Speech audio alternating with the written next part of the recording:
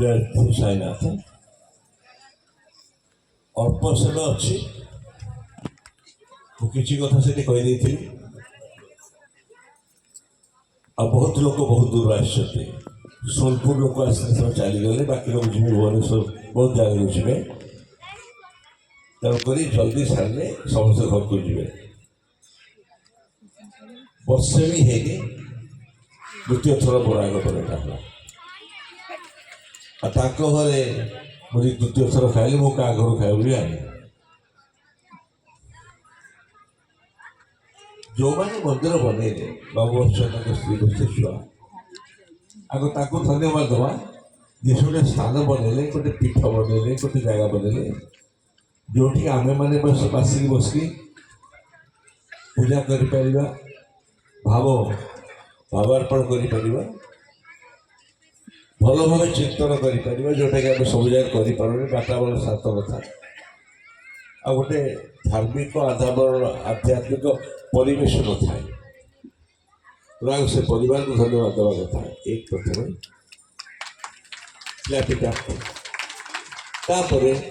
जो मैंने ये साहाଯ୍य कर जो प्रकार जहाँ कम होता से रेडियो वाला हो बिजुली वाला हो खाइबार हो भक्त हो तो जी धन्यवाद देवा कथा दूर जो मैंने आस बहुत आसते बहुत दूर आस जड़े तो अमेरिका यूनिवर्सिटी बहुत लोग अच्छा देश विदेश आशा दूर दूरांतर धन्यवाद देवा कथा गुरु कम किए क्या धन्यवाद देव कारण सबुटा गुरु को कम तथापि ये गोटे फॉर्मालिटी गुरु को कम किए क्या धन्यवाद देव गुरु पर कम गुरु को धन्यवाद देवा कथा तुम गोटे आमको चान्स देल तुम कर्म करने से right attitude I am blessed to be given a chance to serve you से कथा गुरु भागवत सर्वधर्म सर्व जाति सर्वलिंगी सर्व स्थान सर्वकाल सब पात्र पाए जो गोटे यूनिवर्सल अपील गोटे तुम डेफिनेशन नब गोटे चीजर सब जगह सामान थी माँ कहले माँटा सामान सब जगह आफ्रिकार माँ होता चाइनार माँ होता इंडियार माँ होता से मातृगुणटार जो निचोड़ क्विंटेसेंस जोटा कि तार मूल तत्वटा जमी आम बुझीपारू सेमती गुरु कहले सर्व जगह सर्व समय सर्व जगार सर्वदेश से गुरु तत्वटा अच्छी गुरु तत्वटा सबु समय थिला सबु जगह अच्छी किछिटा स्थान काल पात्र विशेष बाह्य रूप से परिवर्तित थाए कि ता नहेले इट इज कन्स्टाट एवरीवेयर गुरु भागवत से जो कन्स्टाट जो स्थिर स्थिर स्थायी मूल तत्व उपर आधारित तेणुक समय आदृत हो कहीं समस्त सामान समस्त मानवीय दृष्टिकोण गुरु तत्व विषय जहाँ गोटे गुरु पाइबा स्कूल टीचर कॉलेज टीचर बापा माँ होते जड़े शिखेब जड़े शिख जी शिखाए तार जी महत्व जी शिखे तार बेसी महत्व कारण से शिखे जो न शिखे समाज को जीव ना तेणु गुरु शिष्य को अलग भाव देखा जाए अंगांगी जड़ित जोटा कहती इंटरवाइन इंट्रिंसिकली से कहती तेणु जिते आम गुरु भागवत लिखुली मन में रखी जे केतेटा समान पहुँचो जो ग्रहण करेंगे जो ग्रहण करेंगे ना तार फायदा किसी ना ग्रहण योग्य कि ना ग्रहण योग्य हाँपाई केतटा जिन संगीत गोटे भल मध्यम साहित्य गोटे भल मध्यम नाट्यकला गोटे मध्यम हो पाए केतटा माध्यम भाव भंगिमा सब हो पाए यहाँ तार मेन तथ्य ରହିଲା ଗୋଟେ ନୂତନ ପରମ୍ପରା ସେଥିରେ ଆସିଛି। ନୂତନ ପରମ୍ପରା ଏଇଟା ଟିକେ ଅଲଗା। ଶ୍ରୀ ଜଗନ୍ନାଥ ଦାସ ପଞ୍ଚସଖା ଯୁଗର ଯେଉଁ ଗୋଟେ ପଦ୍ଧତି ଆରମ୍ଭ କରିଥିଲେ ନବାକ୍ଷରୀ ଛନ୍ଦରେ ଲେଖିବା। ସବୁଠୁ କଷ୍ଟ ହେଉଛି ନବାକ୍ଷରୀ ଛନ୍ଦ ଲେଖିବା। କାହିଁକି ନା 8ଟା ଲେଟରରେ ତମେ ଭାବନାଟାକୁ ପୂର୍ଣ୍ଣ କରୁଛ। 14 ଲେଟରରେ ପୂର୍ଣ୍ଣ କରିବା ଅଲଗା, 12 ଲେଟର ପୂର୍ଣ୍ଣ କରିବା ଅଲଗା, 9ଟା ଲେଟରରେ ପୁରା କରିବା ଗୋଟେ ଭାବନା ଅତ୍ୟନ୍ତ କଷ୍ଟକର। ଯଦି ସଂଖ୍ୟା ବର୍ଣ୍ଣନା କରିବାକୁ ଚାହ ତମ ସଂଖ୍ୟାଟି ବର୍ଣ୍ଣନା କରିବ 120 ବା 1925, ସେଗୁଡ଼ାକ 1925 ହେଇଗଲା। ସବୁଠୁ କଷ୍ଟ ହେଉଛି ନବାକ୍ଷରୀ ଛନ୍ଦ। ସେଥିରେ ସିଏ ଲେଖିଗଲେ। ତାଙ୍କର କ'ଣ ଥିଲା ନା ମୂଳ ଭାଗବତକୁ ଟ୍ରାନ୍ସଲେସନ୍ କରିଥିଲେ, କରିକିରି ଟ୍ରାନ୍ସଲେସନ୍ କରିକି ଯାଉଥିଲେ। ଭାଗବତ କ'ଣ ଥିଲା? ପୁରାଣ। ପୁରାଣ ମାନେ କ'ଣ ହେଉଛି? ପୁରୁଣା ବ୍ୟକ୍ତିତ୍ୱମାନଙ୍କର ରୂପଗୁଣ ବର୍ଣ୍ଣନ, ରୂପଗୁଣ କାର୍ଯ୍ୟ ବର୍ଣ୍ଣନ ପୁରାଣ। ଶ୍ରୀକୃଷ୍ଣଙ୍କର ହଉ, ଅର୍ଜୁନଙ୍କର ହଉ, ବୈଶମ୍ପାୟନଙ୍କର ଯାହା ହଉ, ଟ୍ରାନ୍ସଲେସନ୍ ସେଇଟା ଶ୍ରୀ ଶାରଳା ଦାସ ଆରମ୍ଭ କରିଥିଲେ, ଆଗରୁ ଲେଖିଥିଲେ। କିନ୍ତୁ ଭଲ ଛନ୍ଦ ସେତେବେଳେ ନଥିଲା, ମେଟେରିଆଲ ପ୍ରଥମ ସେ ନେଇଥିଲେ। ଇଏ ଛନ୍ଦମୟ କରିଦେଲେ ତାକୁ ନବାକ୍ଷରୀରେ, କିନ୍ତୁ ଲେଖିବା ସହଜ ନୁହେଁ। ଆଉ ଗୁରୁ ଭାଗବତ ସେୟା ନୁହେଁ। ଗୁରୁ ଭାଗବତ ଗୁରୁ ତତ୍ତ୍ୱଟା এই গুরু সেই গুরু এক্সাম্পল ଦିଆଯାଇପାରେ, କିନ୍ତୁ ଗୋଟେ ସ୍ପେସିଫିକ୍ ଗୁରୁ ପାଇଁ ଲେଖା ହେଇନି। ଶିରିଡ଼ି ସାଇବାବାଙ୍କ ପାଇଁ ମଧ୍ୟ ଲେଖା ହେଇନି। କିନ୍ତୁ ସାଇବାବା ହୁଅନ୍ତୁ, ରାମକୃଷ୍ଣ ପରମ ହୁଅନ୍ତୁ, ଯୋଉ ବାବା ହୁଅନ୍ତୁ, ସମସ୍ତଙ୍କର ଥିମ୍ଟା ଲେଖାଯାଇଛି। ମୋ ଗୁରୁ ସିଏ ହେଇପାରେ, ତମ ଗୁରୁ ହେଇନପାରନ୍ତି। ତେଣୁ ଗୁରୁ ତତ୍ତ୍ୱଟା ଲେଖା ହେଇଛି। ଯେମିତି ମାତୃତତ୍ତ୍ୱ, ମା ନିଶ୍ଚୟ କରୁଣା କରିବ, ଦୁଧ ପିଉଥିବ, ପାଳୁଥିବ, କଷ୍ଟ ସହିକି, ସେମିତି ସେ ତତ୍ତ୍ୱଟା ସେଥିରେ ଲେଖା ହେଇଛି। That is what it is exactly. ସେଇପାଇଁ ସମସ୍ତଙ୍କ ଉପରେ ପ୍ରଯୁଜ୍ୟ। 1 2 ହେଲା। ଯଦି ଆମେ ଘରେ ଆଜିକାଲି କ'ଣ ହେଇଛି କି ପିଲାମାନେ ଖରାପ ହେଇନାହାନ୍ତି, ବାହାରର ଏତେ ଜିନିଷ ସବୁ ଆସୁଛି, ବୋମ୍ବାର୍ଡମେଣ୍ଟ ହେଉଛି ଥଟ୍ ପ୍ରୋସେସ୍, ରେଡ଼ିଓ ଫେଡ଼ିଓ, ଟେଲିଭିଜନ, ଫେସବୁକ୍, ଇଣ୍ଟରନେଟ୍ରେ ତାକୁ ଏତେ ପ୍ରକାର ଭାବନା ମିଳୁଛି କି ଜାଣିପାରୁନାହାନ୍ତି ଯେ କେଉଁଟା ସତ। ଆମର ସଂସ୍କୃତି ଅସଂସ୍କୃତି ଅନୁସାରେ ବାପ ମା ଛୁଆଙ୍କ ରିଲେସନ୍ ଯେଉଁଟା ଅନ୍ୟ ଦେଶ ସେମିତି ହୁଏ ନାହିଁ। 16 ବର୍ଷ ହେଲେ ସେମାନେ ଇଣ୍ଡିପେଣ୍ଡେଣ୍ଟ ଚାଲିଗଲେ, ଅର୍ଜନ କଲେ, ରହିଲେ। ସେମାନେ ବି ଡିପେଣ୍ଡ କରନ୍ତି ନାହିଁ କି ଛୁଆ ସାହାଯ୍ୟ କରିବ, ଛୁଆ ବି ଏକ୍ସପେକ୍ଟ କରେ ନାହିଁ କି ସେମାନେ ଆଉ ସାହାଯ୍ୟ କରିବେ।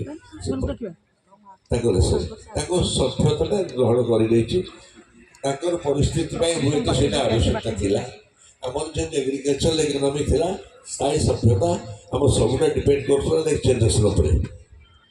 ସେଇପାଇଁ ଆମର ପୁଅ ହେଲା ତ କ୍ଷେତ କରିବ ଥିଲା। ସେତେବେଳେ ଆମର ଇଣ୍ଟରଡିପେଣ୍ଡେନ୍ସ ବେଶୀ, ତାପରେ ଇମୋସନାଲ ଡିପେଣ୍ଡେନ୍ସ ବେଶୀ। ଗୁରୁ ଭାଗବତ କ'ଣ କରୁଛି, ମୁଁ ଲେଖିଛି ଯେ ବ୍ଲାଇଣ୍ଡ ଫେଥ୍ ଆଉ ଯେଉଁ ଅନ୍ନେସେସରି ଇଣ୍ଟରଡିପେଣ୍ଡେନ୍ସ ଜରୁରତ ନାହିଁ। କିନ୍ତୁ ଭାବନା ରହିବ। ପିଲା ବାହାରକୁ ଯାଇପାରନ୍ତି, ବିଦେଶ ରହିପାରନ୍ତି, ଏଇଠି ହାହା ହୁତାଶି କାନ୍ଦିବା ଦରକାର ନାହିଁ। କିନ୍ତୁ ତାଙ୍କ ଭିତରେ ଯେଉଁ ଭାବନାଟା ଥିବ, ଯୁକ୍ତି ଦ୍ୱାରା କେହି ଆସିବେନି, ଭାବନା ଦ୍ୱାରା ଆସିବେ। ଗୁରୁ ଭାଗବତଟା ସେଇ ଭାବନାଟାର ବୀଜ ଯେଉଁଟାକି ସବୁ ପିଲାଙ୍କ ଭିତରେ ଥାଏ ବାପା ମା ପ୍ରତି, ଆଉ ସେ ବୀଜ ଯେଉଁଟାକି ପିଲା ପାଇଁ ବାପା ମା ମଧ୍ୟରେ ଥାଏ, ତାକୁ ପୁନର୍ଜୀବିତ କରିକି ଟିକେ ଅଙ୍କୁରିତ କରିକିରି ଆଉ ଟିକେ ବଢ଼େଇବା ପାଇଁ ଚେଷ୍ଟା କରୁଛି। ଆଉ ସେଇଟା ଯେଉଁ ତା ଭିତରେ ବାପା ମାଆଙ୍କର ଦାନଟା କ'ଣ, କଷ୍ଟ କ'ଣ, କେତେ ଯତ୍ନ କରି ପାରିଥାନ୍ତି, ଯେଉଁଟା ପିଲା ବୁଝିପାରୁନଥିବେ ବେଳେବେଳେ, ତାକୁ ବୁଝେଇଦେବା ମଧ୍ୟ ଆମର କର୍ତ୍ତବ୍ୟ। ଆଉ ପରିବର୍ତ୍ତନଶୀଳ ସମୟରେ ଆଜିର ଆମେ ଖାଲି ଅଭିମାନ ରାଗ କଲେ ହେବନି, ଆମକୁ ବୁଝିବାକୁ ପଡ଼ିବ, ଆଙ୍ଗୁଳି ଧରି ବୁଝିବାକୁ ପଡ଼ିବ। ଯେମିତି ପିଲାଦିନେ ବିମାର ପିଲାଟା ଚାଲିପାରୁନଥିଲା, ଆଙ୍ଗୁଳି ଧରିବାକୁ ଚାଲିଥିଲୁ, ଏବେ ଅଧିକ ସ୍ତରରେ ମଧ୍ୟ ପିଲାମାନଙ୍କୁ ଆଙ୍ଗୁଳି ଧରି ଚାଲିବାକୁ ପଡ଼ିବ। ଏଇଟା ହେଲା ମାତୃପିତୃ କର୍ତ୍ତବ୍ୟ। ଏଇଟା ଗୋଟେ କନଷ୍ଟାଣ୍ଟ, ଏଇଟା ପରିବର୍ତ୍ତନ କେବେ ହୁଏନି, କେବେ ହୁଏନି, କେଉଁଠି ପରିବର୍ତ୍ତନ ହେଇଯାଏ। ତେଣୁ ଖାଲି ଏଇଟା ନୁହେଁ, ଗୁରୁ ଭାଗବତ ଯେଉଁଟା ଇମ୍ପୋର୍ଟାଣ୍ଟ ହେଉଛି ଯେ ଖରାପ ପୂର୍ବରେ ପାର୍ଥକ୍ୟ କରିବ। ଅଗୁରୁ ଗୁରୁ କିଏ, କୁଶିଷ୍ୟ ଶିଷ୍ୟ କିଏ, ଏଇଟା ଜାଣିବା ବୁଦ୍ଧିମତ୍ତା। ଆମେ ଏତେ ଜିନିଷ ଆସୁଛନ୍ତି, ଛଳନାତ୍ମକ ଜିନିଷ ଆସୁଛି, ଆମେ ତା ଭିତରୁ ଠିକ୍ ଜିନିଷଟା କେମିତି ଦେବା ଶିଷ୍ୟକୁ ଯଦି ଗୁରୁ ପରୀକ୍ଷା କରୁଛନ୍ତି, ଗୁରୁକୁ ପରୀକ୍ଷା ମଧ୍ୟ ଶିଷ୍ୟ କରିପାରିବ। କାହିଁ କରିପାରିବନି? କରିପାରିବ। ଅସମ୍ମାନପୂର୍ବକ ନୁହେଁ, ଭାବାତ୍ମକ ରୂପରେ ସେ ଭାବିପାରିବେ, ଜାଣିପାରିବ ଏ ପ୍ରକୃତରେ ମୋର କି ନୁହେଁ। এইটা ଗୋଟେ ଜିନିଷ ଇମ୍ପୋର୍ଟାଣ୍ଟ ସେଥିରେ। ଆଉ ଗୋଟେ ହେଉଛି ଅନ୍ଧବିଶ୍ୱାସ ଗୁଡ଼ାକରେ ଆମେ ଗ୍ରସିତ ହେଇକିନି ଖାଲି ଇଆଡ଼େ ସିଆଡ଼େ ଦୌଡ଼ୁଛୁ। ପଣ୍ଡିତ ପାଶେ ଧାଇଁ ଧାଇଁ ଦାନ ଦକ୍ଷିଣା ଦେଇ ଦେଇ ମନ୍ଦିରରେ ବ୍ୟାକୁଳ କ୍ରନ୍ଦନ କରନ୍ତୁ ଦୁଃଖୀ ଜୀବଗଣ, ଗଙ୍ଗାରେ ସ୍ନାନ ବାରବ୍ରତ। ଏ ଯେଉଁ ଆ ପାଖକୁ ଗଲେ ତା ପାଖକୁ ଗଲେ, ସେ ଜ୍ୟୋତିଷ ପାଖକୁ ଗଲେ ସେ କିଏ ଗୋଟେ ରୁଦ୍ରାକ୍ଷ ଦେଲା, କିଏ କ'ଣ ଦେଖେଇଲା, କିଛି ଦରକାର ନାହିଁ। ଯଦି ତୁମର ଭାବନାଟା ଷ୍ଟ୍ରଙ୍ଗ ଅଛି, ଯିଏ ତୁମ ପାଳିଥିଲେ ବାପା ମା, ଆଉ ସେ ଗୁରୁଙ୍କ ଉପରେ ଯଦି ଭାବନାଟା ରଖିଦେଇଛ କି ଆମେ ତୁମକୁ ଭଲ ପାଉଛୁ କରିବା, ସେଇଟା ହିଁ ଯଥେଷ୍ଟ। ମୋ ଜୀବନରେ ମୁଁ ଅନୁଭବ କଲି ସେଇଟା ହିଁ ଯଥେଷ୍ଟ। କାରଣ ମୁଁ କୌଣସି ଦେବତା ଫବତା ପିଲାଦିନେ ପୂଜା କରୁନଥିଲି। ହଁ, ମୁଁ ଦେବତା ବାପା ମାଆଙ୍କୁ ମୋ ଜୀବନରେ ଗୋଟେ ଶବ୍ଦରେ ବି ଆହତ କରିନଥିବି କେବେ। Not a single word in my life I would misuse my parents, never. କେବେ ସେଟା କରିନଥିଲି। ମୁଁ ଭାବିଲି ସେମାନେ ମୋ ଦେବତା ମୋତେ ଜନ୍ମ ଦେଇଥିଲେ। ସେଇଠୁ ଯେଉଁ ଗ୍ରେଟଫୁଲନେସ୍ଟା ତାଙ୍କ ପାଇଁ ତ୍ୟାଗ କରିବା ଗୁଣଟା ମୁଁ ଶିଖିପାରିଲି। ବୋଧେ ସେଇପାଇଁ ମୋତେ ସାଇବାବା ଆକ୍ସେପ୍ଟ କରିଥିବେ। ନଟ୍ ଦେନ୍ ମୁଁ ତାଙ୍କୁ ଭଲ ପାଇବା ଆରମ୍ଭ କରିଥିଲି, ମୁଁ ତାଙ୍କୁ କିଛି ଜାଣିନଥିଲି। ମୁଁ ତ ହେଇଥିବ, ମୁଁ ଯଦି କାହିଁକି ୱାଇ କାମି ଦିସ୍ ପାଥ୍ ଗୁରୁ ନ ଟାଣିବେ, ବୋଧେ ସେୟା ହେଇଥିବ, ଆଉ କିଛି ନାହିଁ। ମୁଁ ତ ଗୋଟେ ଫାନି କଥା କହେ ବେଳେବେଳେ, ମାନେ ମା କାଳୀ ପୂଜା କରନ୍ତି, ବାପା ନାରାୟଣ ପୂଜା କରୁଥିଲେ। ମୋର ସମୟ ବାପା ନାରାୟଣ ପୂଜା କଲେ, ମା କାଳୀ ପୂଜା କଲେ। ମୁଁ କ'ଣ କରେ, ଯେତେବେଳେ ବିପଦ ପଡ଼େ ପରୀକ୍ଷା ବେଳେ, ମୁଁ କହେ ହେ ମାଙ୍କ କାଳୀ ବାପାଙ୍କ ନାରାୟଣ ମୋତେ ରକ୍ଷା କର। ମାନେ ଡେଲିଗେଟେଡ୍ ଅଥରିଟି ମୋର କିଏ ନଥିଲେ, ତାଙ୍କ ଦେବତାମାନଙ୍କୁ ଡାକିକିନି ଭାବିଲି ପାର ହେଇଯିବି। ବୋଧେ ହେଇଗଲି ପାର। ସେ ରାଇଟ୍ ଆଟିଚ୍ୟୁଡ୍। ବାପକୁ ଇଷ୍ଟ ମାଆଙ୍କୁ ଇଷ୍ଟ ଯଦି ଡାକିପାରିବ ତାହେଲେ ନହେବ କଷ୍ଟ, ବୁଝିଲ? ତମର ନାଇଁ କେହି ଯଦି ଯଦି ମଣିଷ ପଶୁ ଭିତରେ ପାର୍ଥକ୍ୟ କ'ଣ?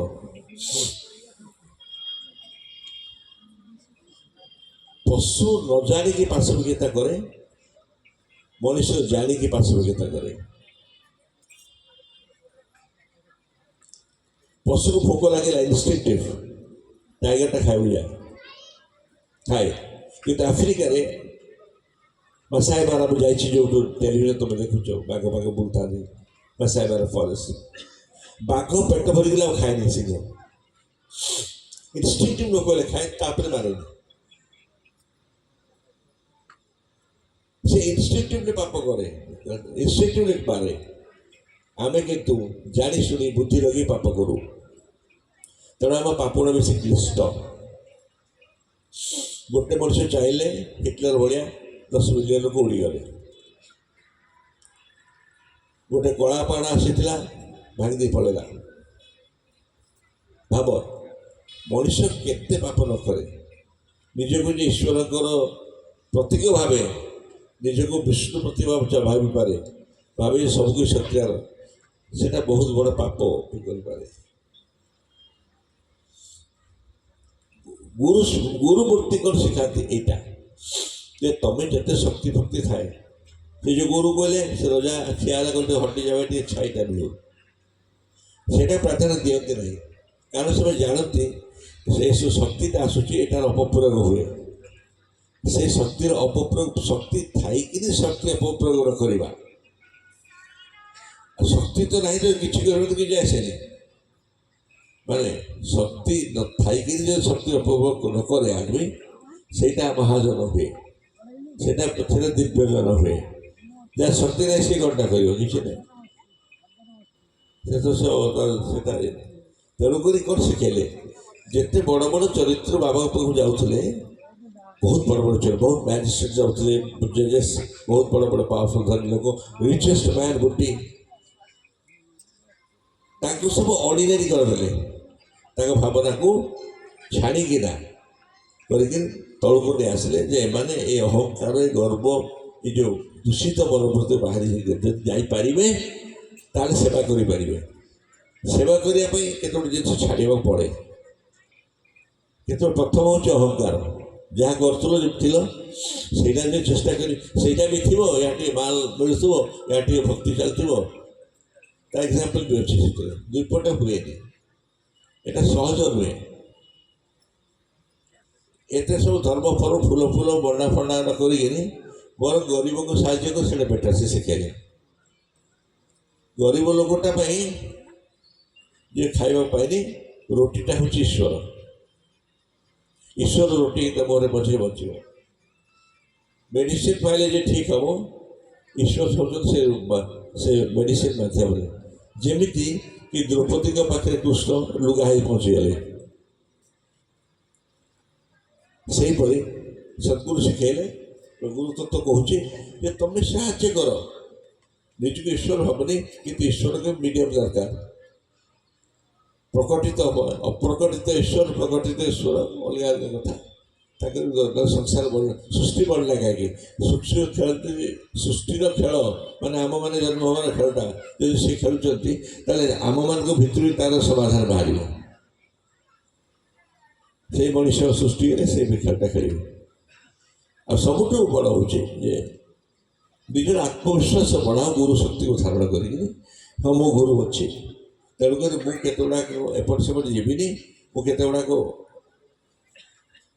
ଚରିତ୍ରବତ୍ତାର କେତେ ଗୁଡ଼ାକ ଗୁଣକୁ ବିକଶିତ କରିବି, କେତେ କଷ୍ଟ ପଡ଼ୁ, ଆଉ ସେ ଶକ୍ତିଟାକୁ ନେଇକିରି ମୁଁ ଜୀବନ ସଂଗ୍ରାମକୁ ଲଢ଼ିବି ଶ୍ରଦ୍ଧା ଆଉ ସବୁରି ସହିତ।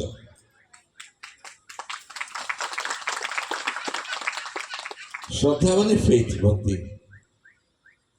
ଶ୍ରଦ୍ଧା ମାନେ ପୂଜା ନୁହେଁ, ପୂଜା ନ କରି ମଧ୍ୟ ଶ୍ରଦ୍ଧା ହେଇପାରେ।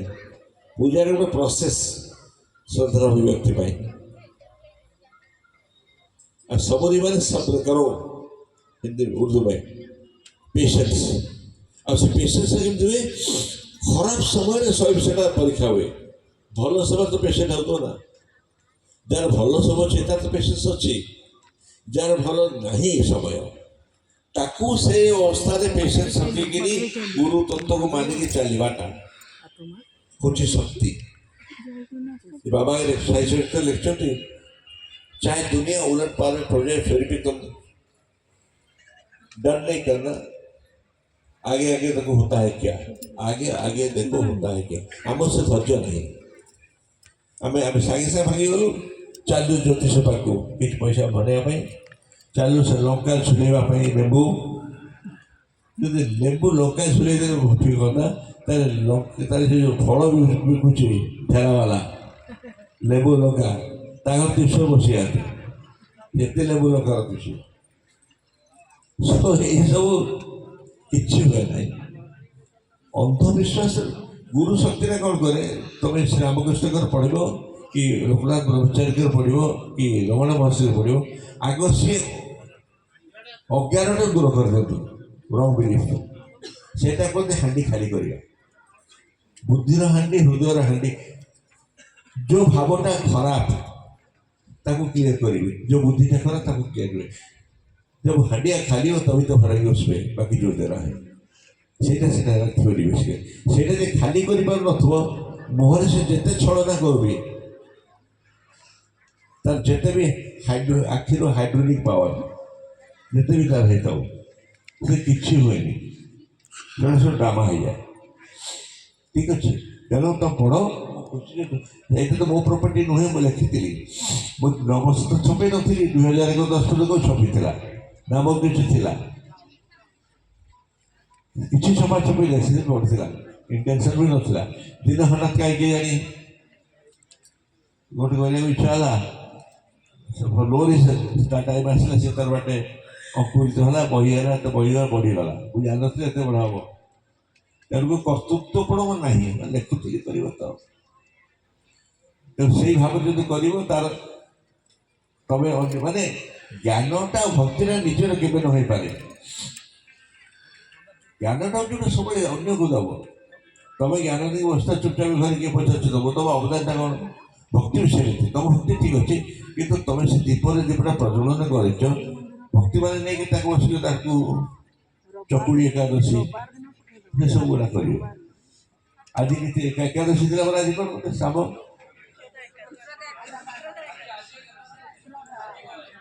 କିଛି ଗୋଟେ ଖାଇବାର ଆଇଟମ୍ ଥିବ ନିଶ୍ଚୟ। ଆଉ ଗୋଟେ ଆମର ଓଡ଼ିଶାରେ ଗୋଟେ ସବୁଗୁଡ଼ା ଗୋଟେ ଖାଇବା ସାଙ୍ଗେ ମିଶିଥାଏ, ମିଠା ରଖିବ ବାଡ଼ି ସେଗୁଡ଼ା କର ନୋବଡ଼ି ସେ ଦ୍ୟାଟ୍ ଫନ୍, ବଟ୍ ସେ ଫନ୍ଟା କଲାବେଳେ ଭିତର ତତ୍ତ୍ୱଟା ବୁଝିବ।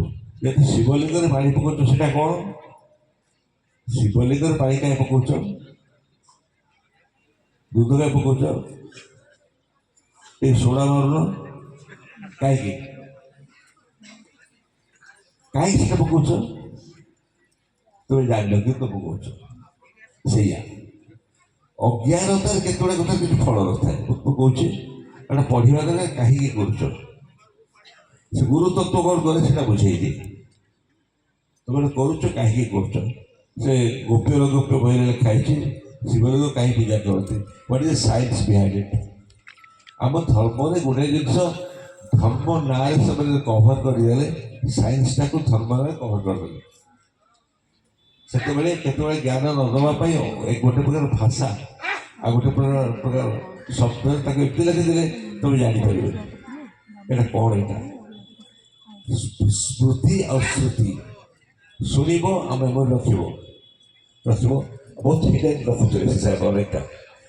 ଇଏ ଗୋଟେ ଥିଲା ଧାରଣା ଯେ ଅନ୍ୟମାନେ ହାତରେ ଯିବ ସେମାନେ ପଦାର୍ଥ କରିବେ କିମ୍ବା ମିସୟୁଜ୍ କରିବେ। ତେଣୁ ଏଗୁଡ଼ା ସବୁ କଭର ଥିଲା। এই ସିମ୍ବଲିଜମ୍ ଗୁଡ଼ାକ ଦେବତା ଗୁଡ଼ା ସିମ୍ବଲିଜମ୍ ଦେଇକି ରଖିଥିଲେ। ଆମ କାମ ହେଲା ସେ ଗୁରୁଙ୍କ କାମରେ ସେ ସିମ୍ବଲିଜମ୍ ବାହାରକୁ ସବୁ ଆଣିବେ, ଆଣିକି ଆକ୍ଚୁଆଲ ତଥ୍ୟଟା କ'ଣ କରିବେ। ତମେ ଆଗରେ ଆଗରେ ବଢ଼ିବ, ଗୁରୁ ଭାଗବତ ପଢ଼ିବ, ତାପରେ ଗୋପୀ ପଢ଼ିବ, ତା ସାଙ୍ଗେ তুমি ଜାଣିପାରିବ ଯେ ସେଟା କେମିତି। ତେଣୁ ଏତିକି ମୁଁ କହିବି ଆମକୁ ଯିବାର ଅଛି।